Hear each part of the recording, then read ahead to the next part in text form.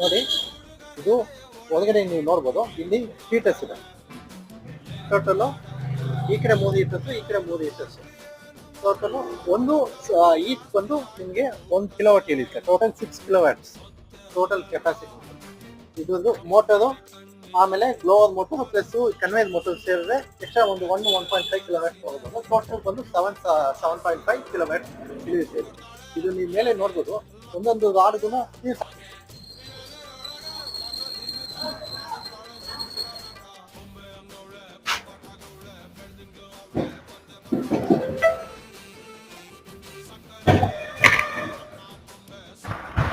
ಇವಾಗ ನಾವು ನಮ್ಮ ತಕ್ಕಂತೆ ಇನ್ಸ್ಟಾಲ್ ಮಾಡಾಯಿತು.